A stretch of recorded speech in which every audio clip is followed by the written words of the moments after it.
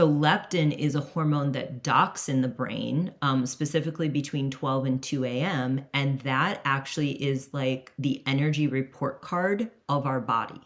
So if your brain is not getting the appropriate signal from leptin, you're going to have an insatiable appetite. So you're going to end up overeating. You're going to end up having a hard time losing weight because leptin is our satiety hormone. And so that one is a really, really important one, especially when women are starting to notice metabolic changes during this time. And they are saying, I'm doing all the things I used to do, and either I'm gaining weight or I'm not able to lose weight. So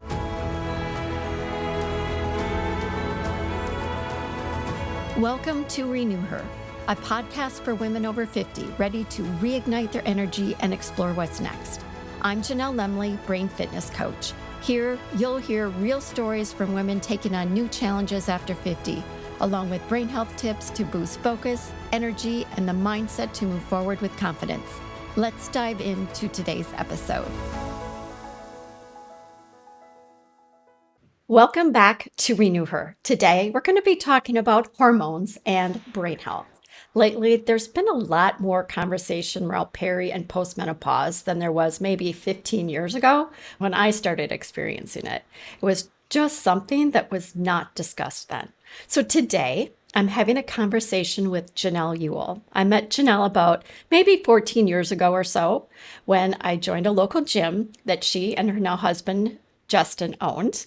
And I honestly owe my transformation of losing 35 pounds, building muscle, eating better, and working out regularly, essentially changing my lifestyle to them. So for that, I thank you. And as I was thinking about guest experts for my podcast, Janell quickly came to mind. Over the past 20 years, Janell has helped thousands of women unravel the mystery behind their symptoms, whether it's fatigue, digestive distress, weight gain, autoimmune conditions, hormonal imbalances, or a deep disconnect from themselves. I'd like to read her short bio to introduce her. So Janell is a certified functional health practitioner and mind-body health coach with advanced training in functional testing and digestive health, who helps women heal their gut, balance their hormones, and regulate their nervous system so they can feel safe, strong, and fully alive in their bodies. She's the founder of Transformation Life and host of the Transformation Show podcast, empowering women to partner with their bodies instead of fighting against them. So welcome, Janell. I am so thrilled to have you on the RenewHer podcast. Well, thank you so much, Janell, for having that's right. me. We're both Janelles here. So it is such an honor to be here because we have such a history together. It's been such an honor to witness your transformation and then see you putting this work out into the world. So thank you so much for having me. You're welcome. Okay, so I have many questions lined up for you. So let's get started. I'd like to start with, I guess you could call them maybe a couple of foundational type questions, and then we'll move more into some specifics. So we hear a lot about hot flashes, night sweats, etc. But a general question, is your brain affected during peri and postmenopause, and what do you attribute that to? Yeah, that's a great question. And thank you for bringing in the conversation of what women think of when they think of menopause versus what is actually happening. So the first thing I want to do is I want to kind of like lay down a little bit of a foundation as far as terms that I'm using, because I think this can just be confusing for women.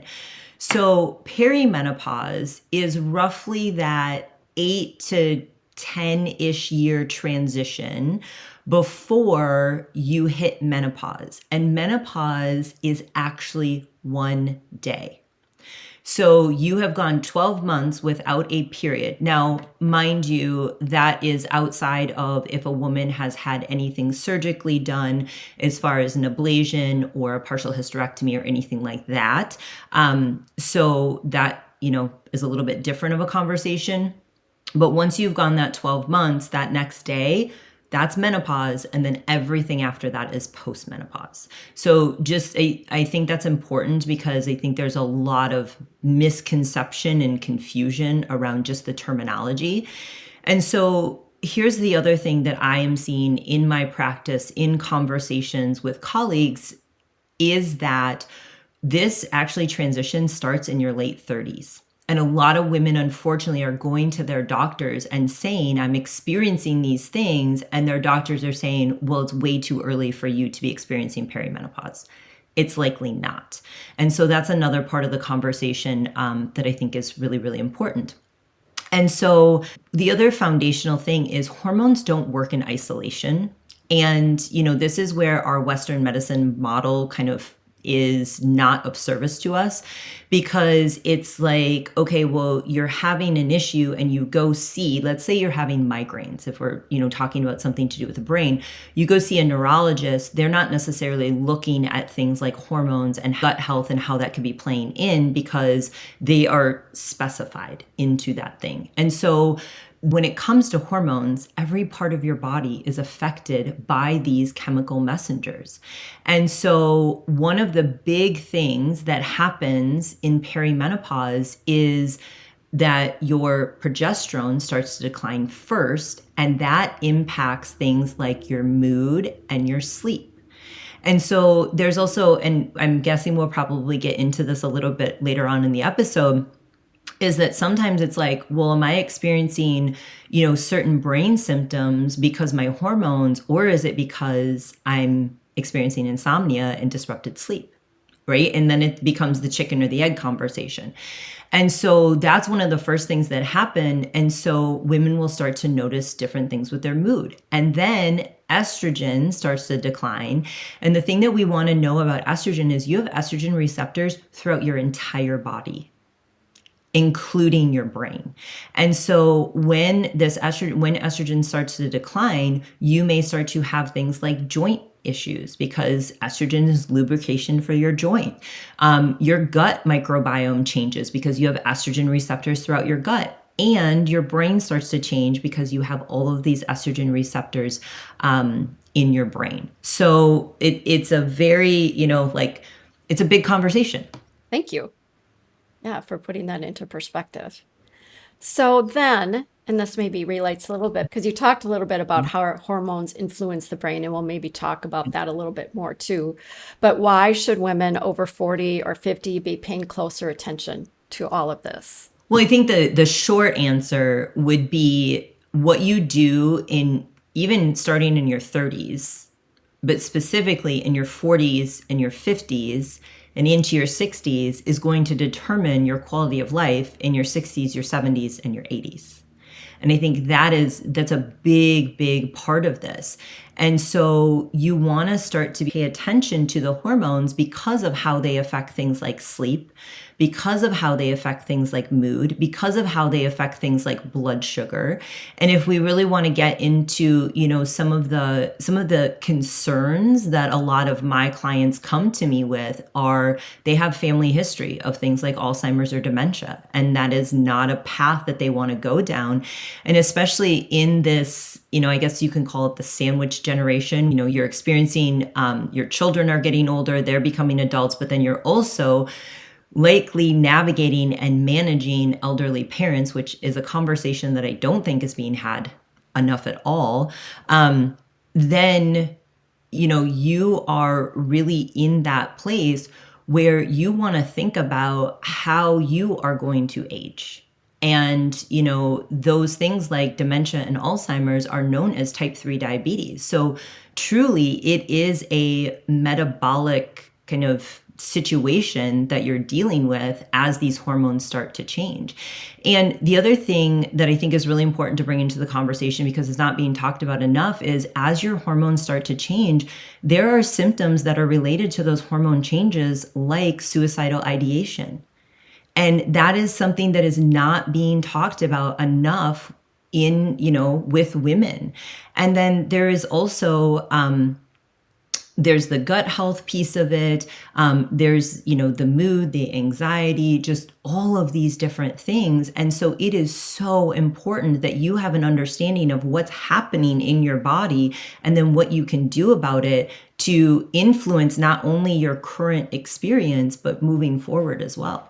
Very good. It is definitely what I want to say with the sandwich generation, Hmm. something that needs a lot more conversation. Yeah, Right. as you mentioned. We started talking about some of the brain related systems Hmm. like brain fog and things like that. What Yep. other type of symptoms do you hear about the most? Or I Hmm. should say, what are the most common cognitive and emotional symptoms that you see tied to the hormonal shifts?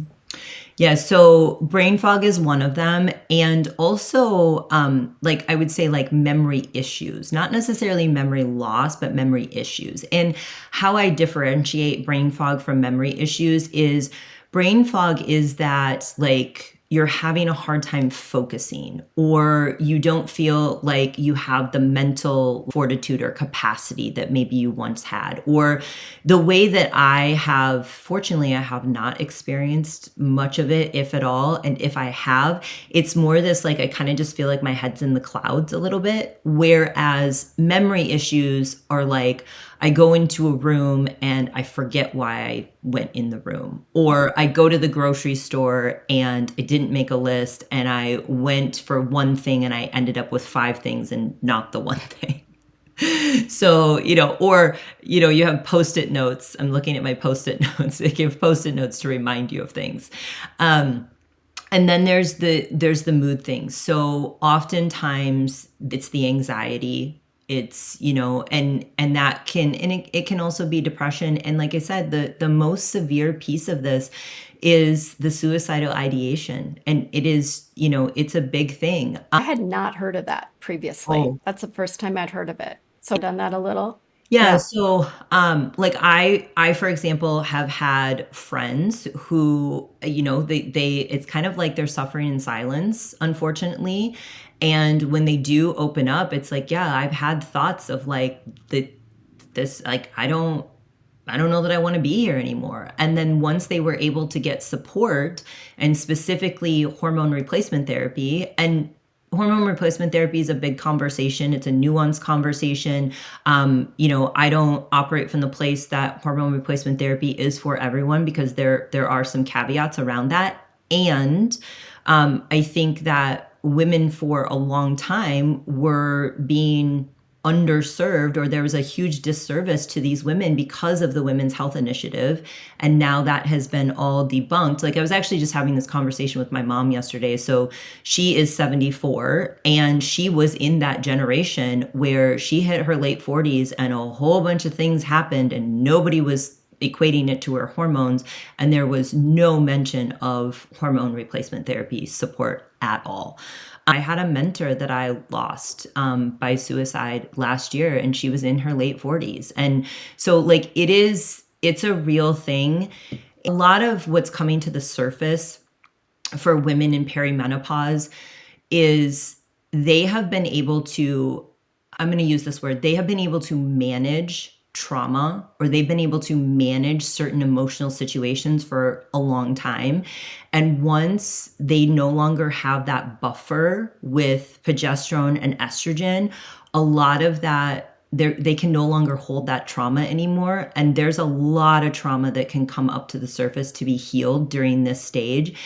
And if there isn't support, that, just depending on the situation, yeah, it can be a real thing. So, would you consider this and like the brain fog, all those symptoms that we Mhm. talked about, you want to call it normal?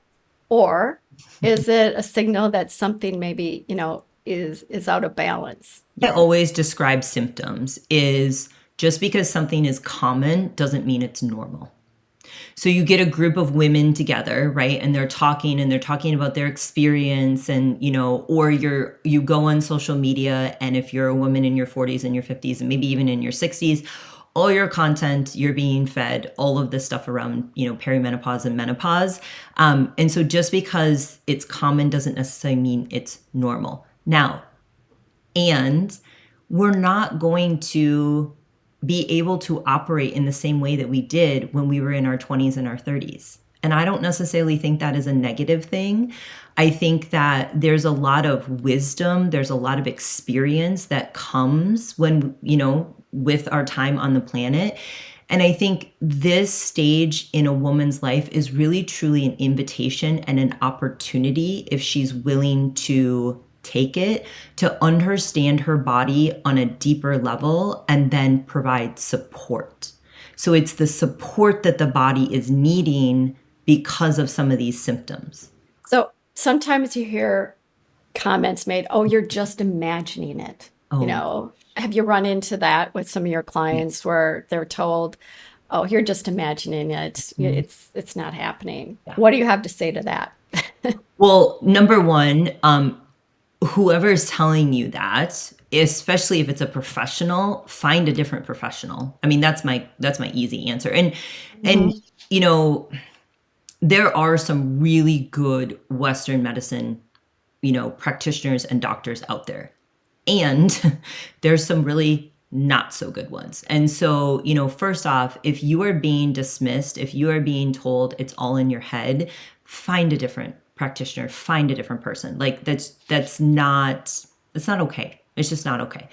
Mhm. And I think that's where it can feel really isolating when you're going through something and you don't understand what's happening.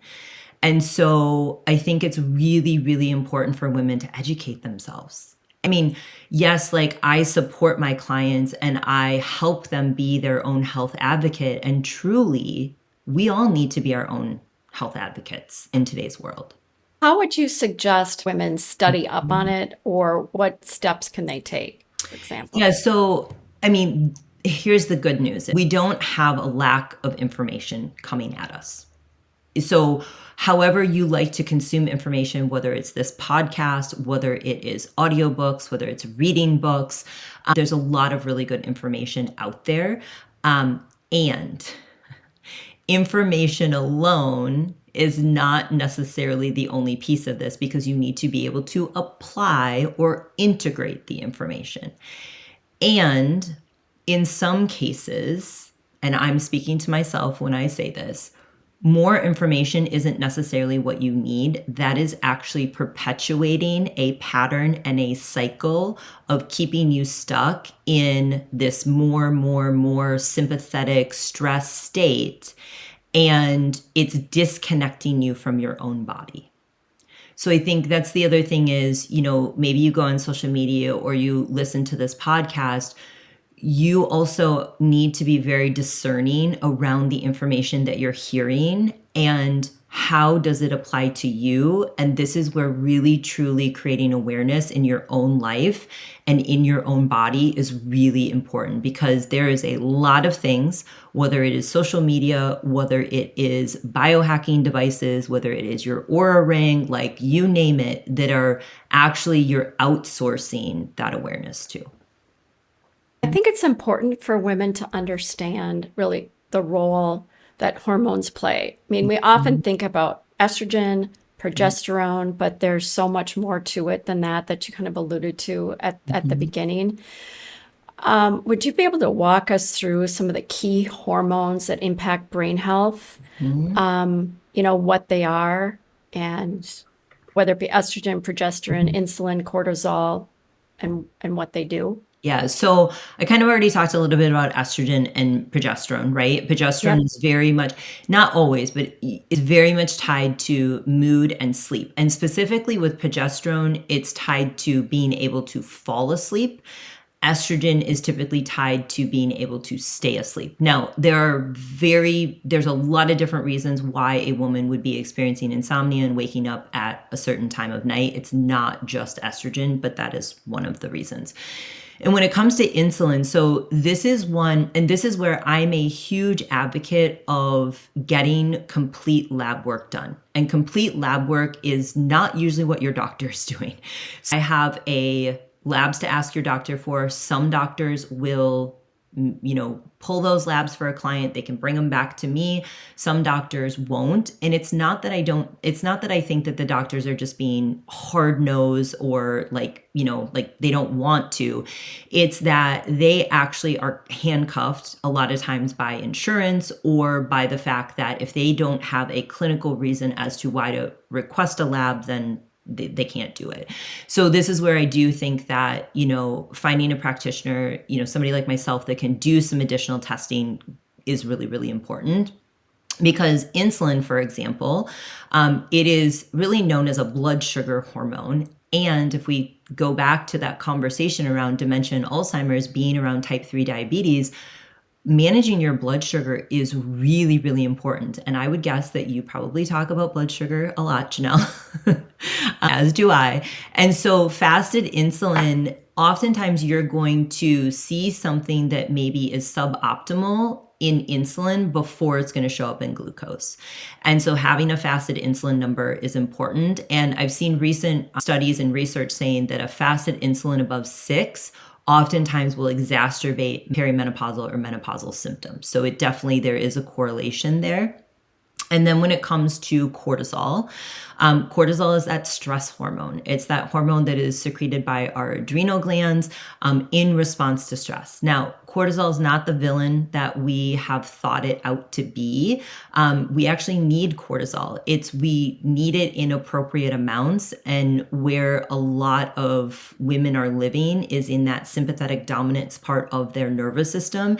And so their cortisol has either been chronically high or it's been high, and now their body isn't actually producing enough cortisol. And so that can impact how we think, that can impact how we feel, that can impact our focus, our sleep, and our ability to actually regulate emotions. So, cortisol is a big hormone. The other ones that I haven't brought up yet are hormones like leptin.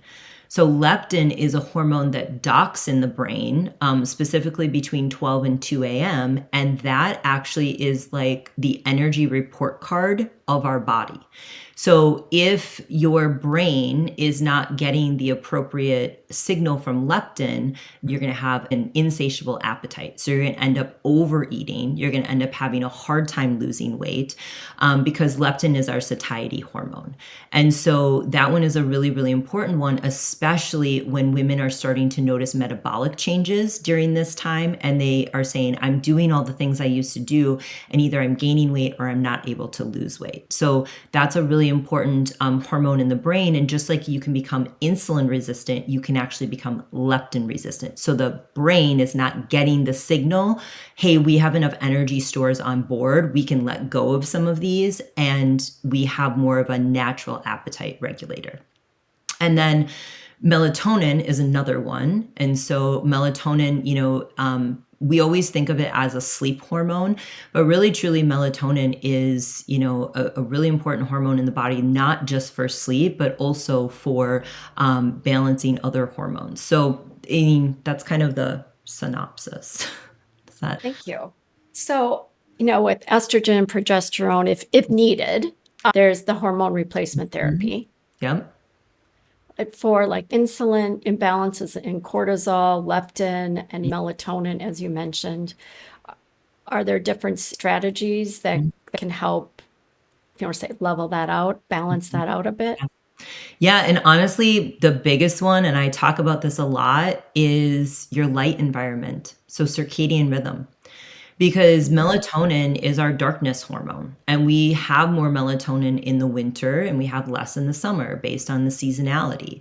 And, one of the reasons why melatonin is impacted is we live like it's a perpetual summer. We're in front of blue light. We have, overhead lights on, and we don't really experience a lot of darkness, and vice versa. When, we wake up in the morning, if we don't get natural light on our eyeballs, so no sunglasses, no glasses, no contacts, unless they don't block that UV light, we're actually not signaling to our brain to dim down those nighttime programs and bring up those daytime programs. And that has a massive impact on pretty much everything in the body. So that is a big one. And it seems a lot of times when I talk about this, one of the things that I think happens is, we have something in our brain called our critical faculty, right? It's like our filter. And I think a lot of people filter out this whole conversation around circadian rhythm and your light environment because it just seems like, oh, that can't help anything. Like I need a supplement, or I need a protocol, or I need something, that's harder, or I need something that's more tangible. And I will tell you, this has a massive impact on hormones and brain, just everything in the body, because it also impacts your sleep, and your sleep impacts your brain health so much, because if you're not sleeping, right, your brain goes through a detoxification when you're sleeping. And so if you're not sleeping, that is a big thing. The other thing, especially around things like leptin and insulin and even cortisol, is really truly different nutritional strategies, eating whole foods, balancing blood sugar. And it's not just about eating protein. Like we all can agree that we need to make sure we're eating enough protein. Oh, thank you. That was very informative. It was very beneficial. Let's see. I'm trying to see what other questions I have. Okay, so the good news is, as you were alluding to, we're not powerless Right. when it comes to this. It's important to be our own advocate. Mm-hmm. But I'll combine a couple of questions together. So, where should a woman start if she wants to support her hormones in her brain? And are there maybe everyday habits, perhaps, that might be unknowingly disrupting our hormones and therefore maybe our brain health? Yeah. So I think if a woman is still cycling and still having some kind of menstrual cycle, I think tracking her cycle is really, really important. And if she is no longer having a menstrual cycle, just creating awareness for herself. I think this is before you even seek out external support or before you start to consume information, really truly dropping in and creating awareness for yourself. One of the most simple ways that you can do this is to, kind of do a diary. Like, what time did I go to bed? What time did I wake up? Not in a way of tracking macros, but like just, this is what time I ate. This is roughly what I ate. This was the next time I ate. And then the most important column in that kind of diary, or like how you're experiencing your day, is how did you feel? Whether it is your energy, whether it is your focus, whether it is your mood, whether it is your digestive health. Because, we haven't gotten into this, and maybe after this question, if you'd like, we can dive into a little bit. Like, you have a gut-brain axis, right? And a brain-gut axis. And these, there's a super highway in between. And so your gut health massively impacts your brain as well. And everything from a hormonal standpoint is starting in the brain, because you have a hypothalamus pituitary adrenal axis. And we talked about cortisol and how the adrenal glands secrete cortisol. You have a hypothalamus pituitary thyroid axis, and the thyroid gland can be definitely something that is impacted during this transition of hormones. You also have an HPA ovarian, right? So hypothalamus pituitary ovarian axis. And this is where, your ovaries say, peace out, we've done our job. We are done now, once you go through menopause. So I think the very, very, very first place to start is like really understanding what's going on in your body. Like, what symptoms are you experiencing? How do you feel on a day-to-day basis? And can you find any patterns of, when I start my day and I really am intentional about getting 30, maybe even 40 grams of protein, I notice that my energy and my focus through the afternoon is fantastic. We don't need to outsource that to someone else. You can create that awareness. And then, there are wonderful practitioners like ourselves that people can work with and really have somebody guide them. And finding someone who asks really good questions and who will educate you and help you to, like I always say, like, if you give a man a fish, you feed him for a day. If you teach a man a fish, you feed him for a lifetime, right? And so really like teaching yourself about your body. And again, there are numerous podcasts. I mean, you have podcast episodes on this. There are podcasts upon podcasts. Just don't, go podcast crazy. And then if you're curious about things like blood sugar and things like that, like that's probably another place to start, because yes, hormone replacement therapy can be so helpful, and I have seen it change women's lives. And if you don't have a foundation of blood sugar and nervous system support and sleep and, those kinds of things, you put hormone replacement therapy into that system, you're likely not going to get the best results. And I think that, sometimes we as humans want, like, I don't want to say the quick fix, but we want the easy way, right? I had women come to me and they're like, but I've been taking hormone replacement therapy and I haven't magically lost 20 pounds or sleeping through the night. Or I'm like, you didn't change any inputs. You just are, putting hormones into a system that is dysregulated. So let's circle back to that topic of, as you mentioned, the gut health, Gut health, the yeah. gut, yeah, brain Mhm. connection. So can you talk a little bit about that too? Yeah, so like I said, your gut typically changes during perimenopause and menopause. And there's several reasons for that. One is the estrogen and the decline in estrogen, and you have those estrogen receptors through the gut. The other thing is that after about age 45-ish, your stomach acid starts to decline. And stomach acid is your first line of defense against pathogenic organisms. So, we are exposed to pathogenic organisms all the time. And, if you have pets, you are exposed to them. If you travel, you're exposed to them. If you eat food in this world, you're exposed to them. And so if we don't have a really acidic environment, then we're more susceptible to those. And so a lot of times women, as they are going through this menopausal transition, they're experiencing more gas, more bloating, like those kinds of things. And they're like, I'm not changing anything that I'm eating. And it's because of this reason. So bringing in digestive support, potentially looking at the gut microbiome, what is actually happening. And the gut microbiome, shifts during this time. A lot of that has to do with estrogen, because you have something in your gut called your estroblome, which is really tied to estrogen. And it can also be a time where if there's a lot of stress, then you're going to, again, stomach acid's going to come down, and that's going to affect your gut lining. So you have heard of leaky gut. I'm sure some of the listeners have heard of leaky gut, and that's where things are getting out into the system you don't want getting out. Things are getting in that you don't want getting in. And if you have leaky gut, you also likely have leaky brain because of that connection. And so the other piece that is tied to gut health is a lot of your neurotransmitters, your serotonin, your GABA is affected by your hormones, dopamine, things like that. Serotonin specifically, though, most of your serotonin is actually made in your gut. So if you're dealing with gut issues or symptoms, you're not going to have that serotonin production. And then also melatonin, a lot of your melatonin is also made in your gut. And so then you have the vagus nerve that connects, it's like the superhighway that connects those.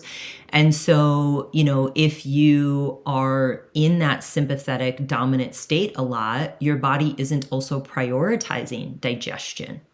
And so you're maybe having more digestive symptoms, constipation. You have a motility issue, right? Whether it's constipation, whether it's diarrhea, or you're creating fermentation in the gas, the bloating, those kinds of things. So it definitely, when I'm working with somebody on gut health, we're also impacting the brain. I've had numerous clients come in experiencing anxiety, brain fog, memory issues that were massively improved just by looking at gut health. So they're very much tied together. So when should someone consider hormone testing?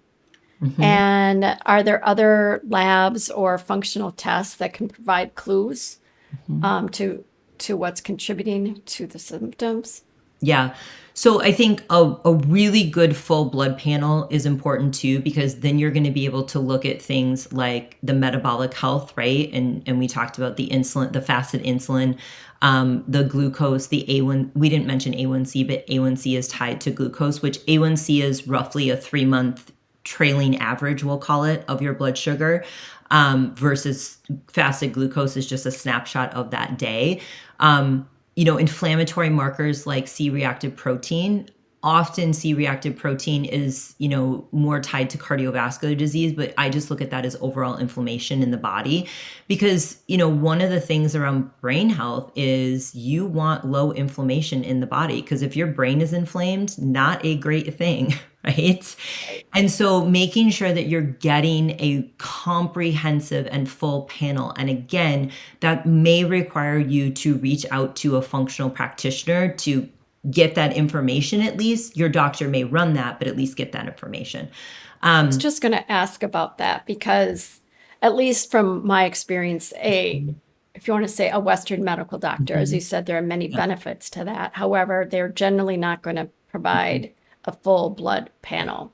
The Yeah. only way that I've been able to get one previously is through going to a functional practitioner, Right. such as yourself. Yeah. And yeah, And there are other ways now. You can there are labs that like you can pay out of pocket and just go to the lab. Or right. I have had several clients do the Function Health panel, which is a very comprehensive panel. And because of the volume that they're doing, they can bring the cost down for people. And then clients bring that to me because they get all these labs. And other than the AI generated report, which isn't super helpful, they don't know what to do with it. So a lot of it is getting that information. So there are ways to get to at least get comprehensive blood work done. We just need to be willing to potentially pay out of pocket a little bit. Right. And I think, Right. unfortunately, this is just how the system is. If you really want optimal health, not, tertiary care, not, sick care, as I like to call it. If you really truly want health care, you're probably going to have to invest in it, just like you invest in a lot of different other things. So, and then thank you for asking about hormone testing, Janelle. So I actually do a comprehensive hormone test. It's called a Dutch test, dried urine test for comprehensive hormones. So it's done at home. And the thing that I really, really love about the Dutch test is it doesn't just measure hormones. So it does estrogen, progesterone, testosterone, cortisol. It does melatonin. It does DHEA. It also looks at your metabolites. And this is really important because it's not just the level of hormone in your body, it's how your body is detoxing or metabolizing that hormone as well, because that gives me additional information.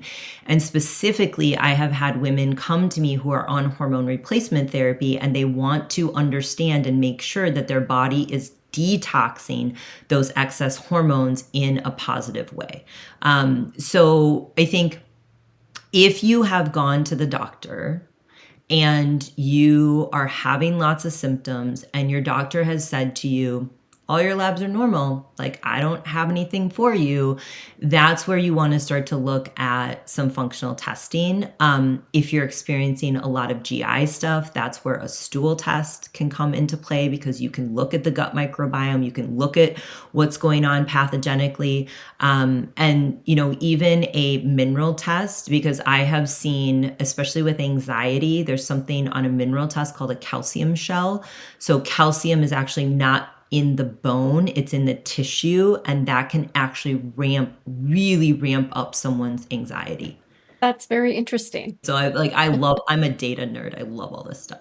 So, as we get close to wrapping up, I have three questions. Okay. One is, what's one misconception about hormones and aging that you wish more women understood?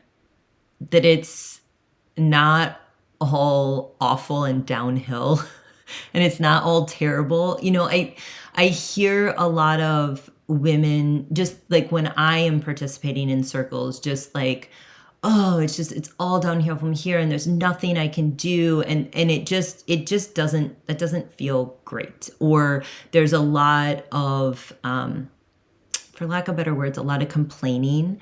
And here's the reality is the transition through menopause, no woman is going to go through life with getting out of it. It's just not going to happen. It is natural, it's biological, and I truly, truly believe that it is a beautiful opportunity and invitation to start to do things differently, to start to support your body in a different way, to start to live in a different way, to start to work in a different way, to start to be in relationship in a different way. Because as these hormonal changes are happening, what I experience with a lot of my clients is, yes, I work with them on their nutrition. I work with them on their, nervous system health. I work with them on their sleep.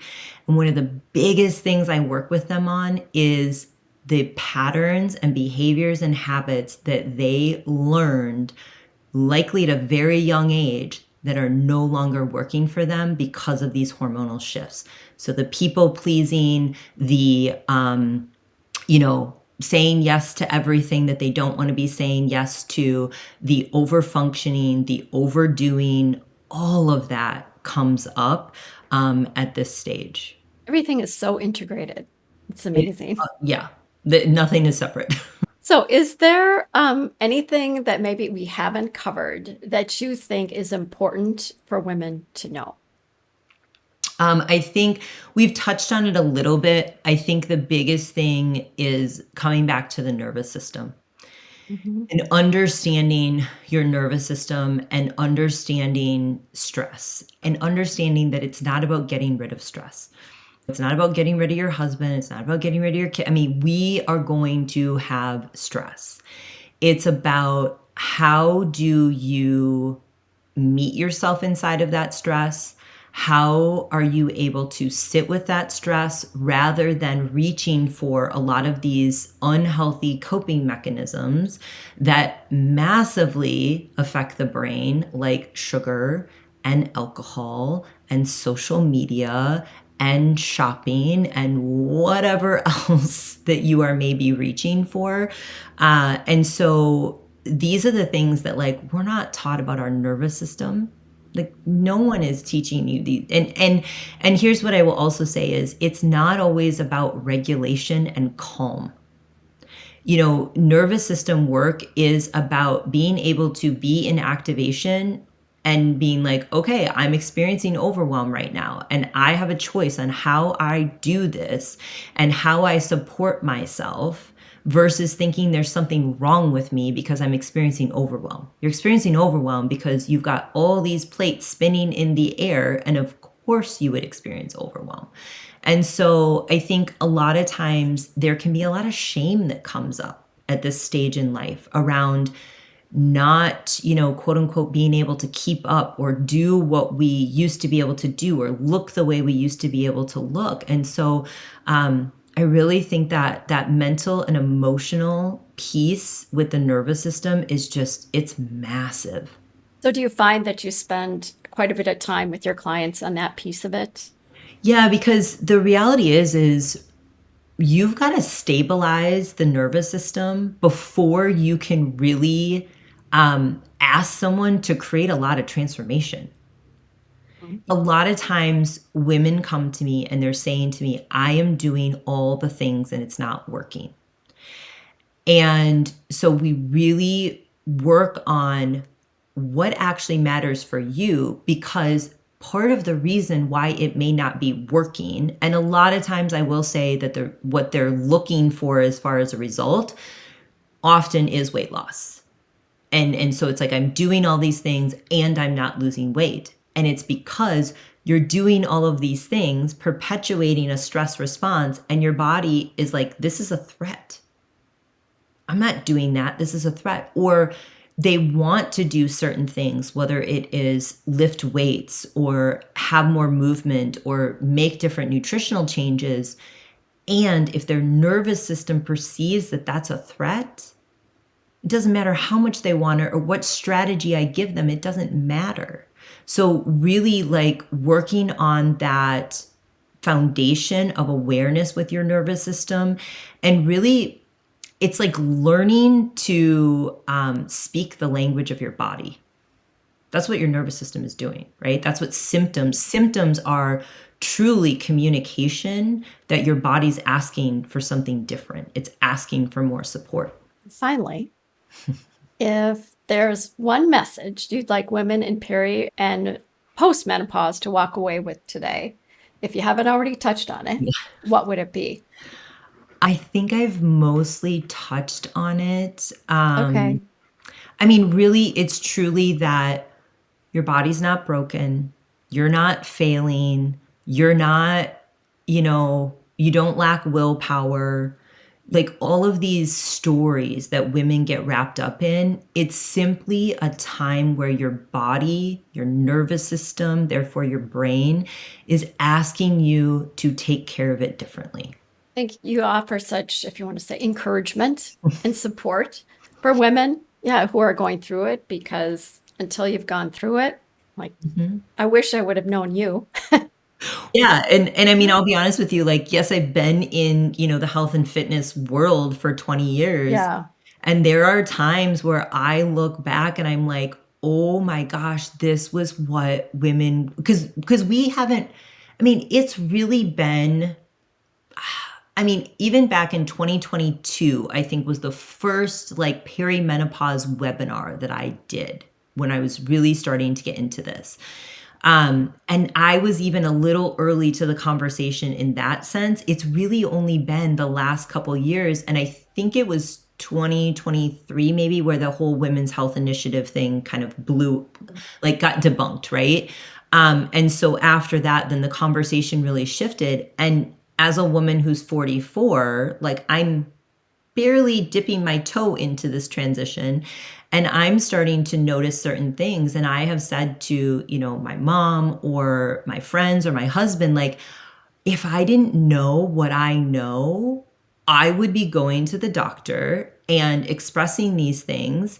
And likely I would be being offered, anti-anxiety medication or an antidepressant and I'm not saying that those things are not warranted, because I know women in this stage of life where an SSRI has absolutely, been also very supportive along with all these other foundations. It's just that's not where the conversation needs to end. I think it's just knowing, I mean, well, knowledge is wealth, right? Yeah. I just think I look back and wish I would have known a lot of this Hmm. at the time. Right. And I wish I would have known a lot of this for you at the time. so I want to thank you for sharing, as I just mentioned, your wealth of knowledge and helping us better understand hormones, peri and postmenopause, their effects on our brain, what's going on with our body, Mhm. and that it's not, if you want to say, like, it doesn't need to be this, what should I say, awful Well, part, yeah, it's not a of life your life. I sentence. don't, Yeah. yeah. Like, it's not a life sentence. I think there's just this whole, like, "Oh, it's so like," and I don't think that's serving women. So I want to mention too that I will provide Janell's contact information in the show notes. But Mhm. if someone wants to connect with you, what would you say is the best way to do Yeah. so? And maybe mention your hormone harmony method in case Mhm. someone might be interested. Yeah, so the best way to connect with me on social media would be I hang out on Instagram the most. So that is The Transformation Life, all lowercase.